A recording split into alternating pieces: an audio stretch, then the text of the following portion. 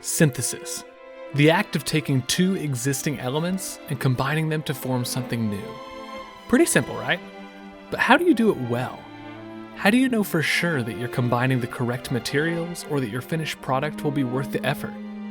This question was definitely on Square's mind as they blended their best ideas together for the third entry in their now iconic franchise.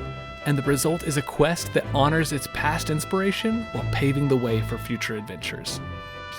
Hi there, my name is Daniel, and I think Final Fantasy III is pretty creative.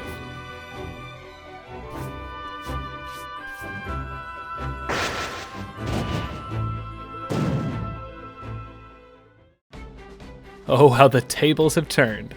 Because in 3 short years, Square had been placed back on the map due to the overwhelming success of the Final Fantasy franchise. The series' first 2 games had brought Square from the brink of defeat, and with the confidence of those victories under their belt, Hironobu Sakaguchi's team was back at it again in 1990 with the series' 3rd title. Wait a second, what's that? Oh, you thought I was talking about you? That's cute, but not this time. You see, friends, because this and this are 2 completely different games. Just like these 2 were. Because just like Final Fantasy II, this 3rd title wasn't originally released outside of Japan.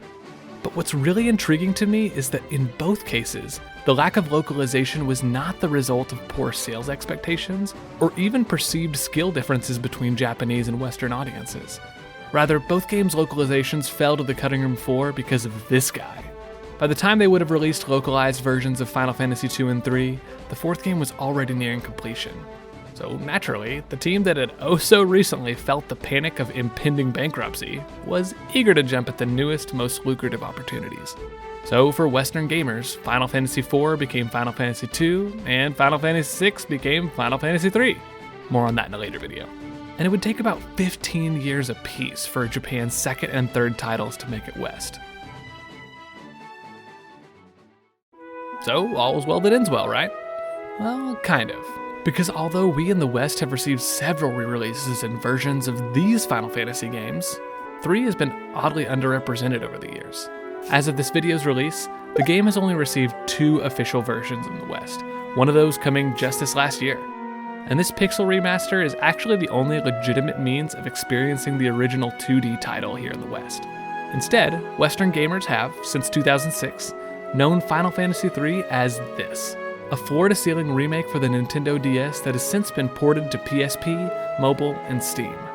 And as I'd expect from a full remake, this version of Final Fantasy III comes with a whole host of changes, updates, and new content that weren't present in the original.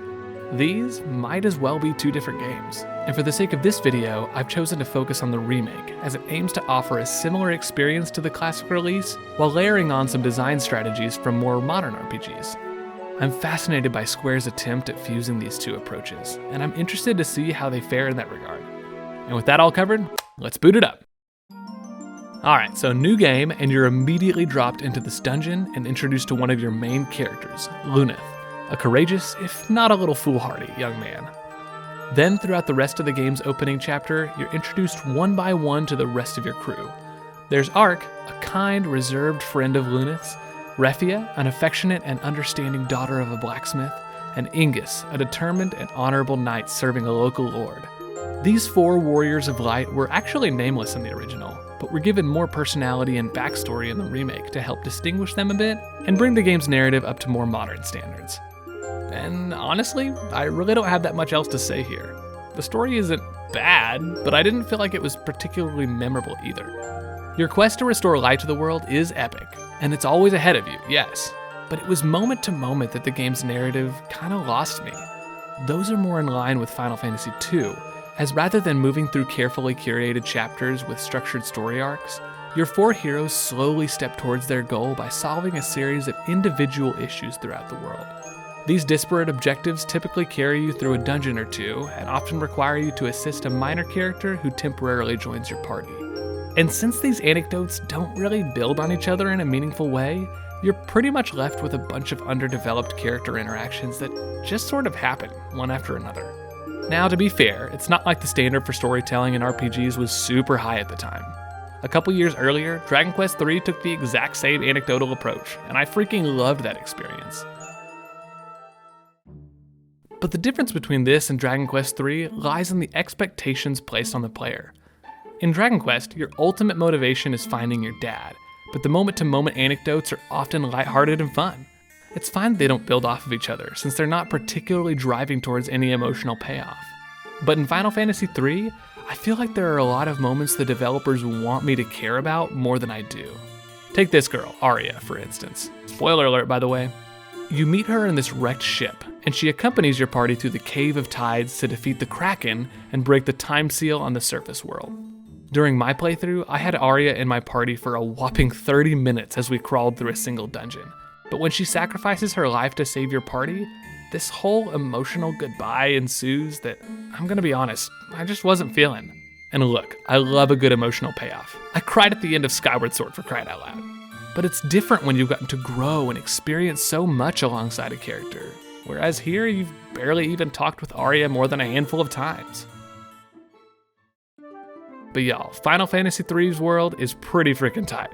I mean, yes, the main continents are pretty standard, but it's the way you progress that subverted my expectations. At first, your world map is actually pretty dang small, at least the area that you can explore.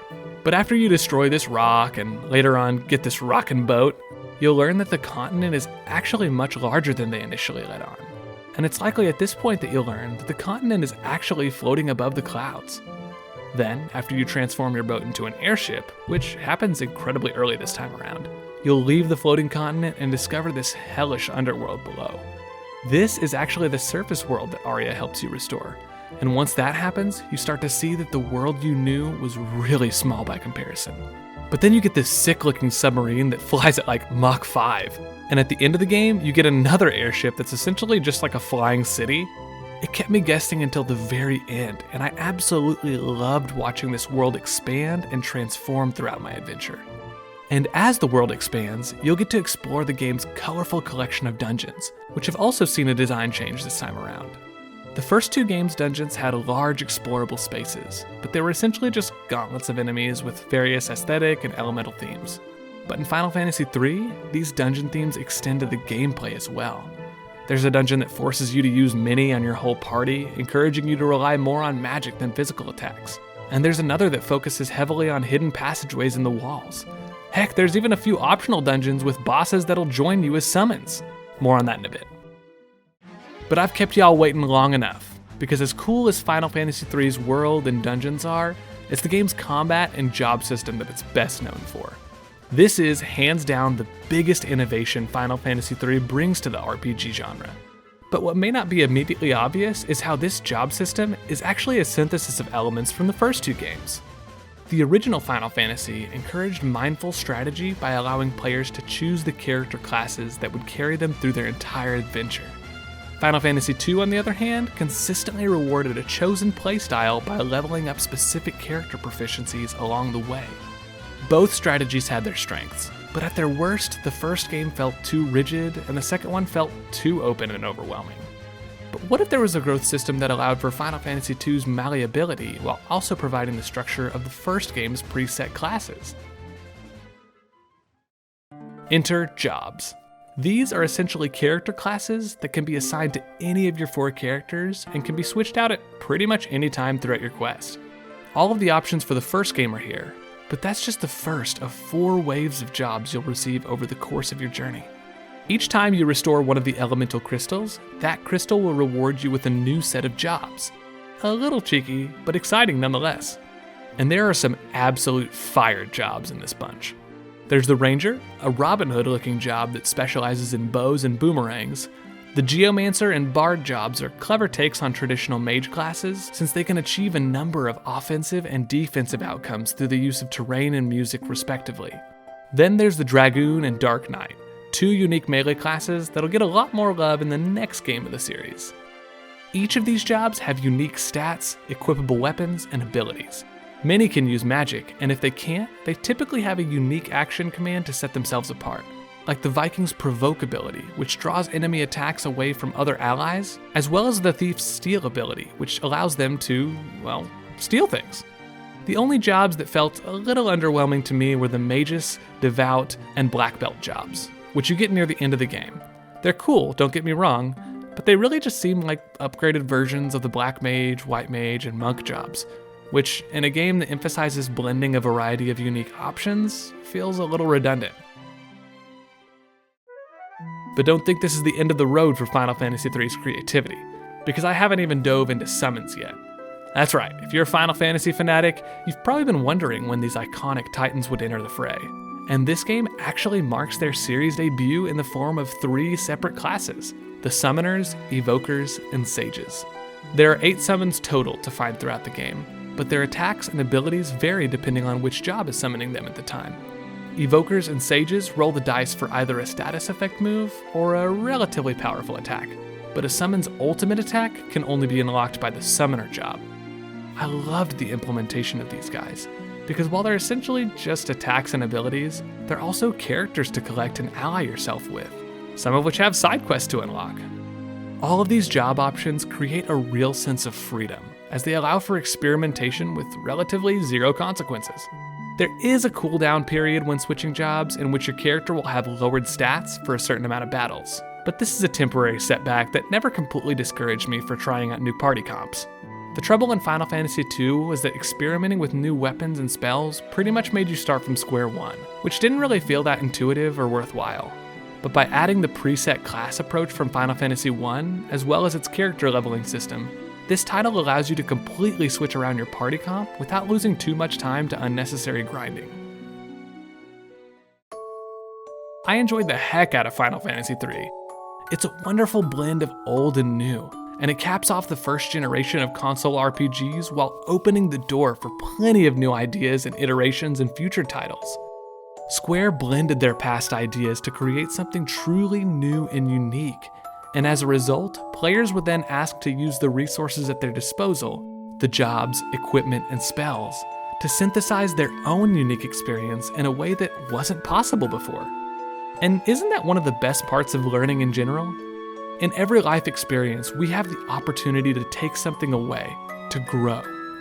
I may have 0 clue how that life lesson is going to serve me later on, but I can choose to be encouraged by the fact that I'm coming away stronger, more experienced, more able to handle the challenges I'm faced with. And when I do get to circle back around to those experiences I've gained, I can use them to interact with the world around me in a completely new way.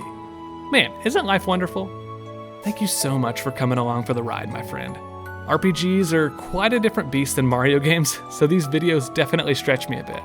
But I'm having a blast learning and growing from the experience, and I'm super stoked to continue the journey with the Zelda series in Season 3.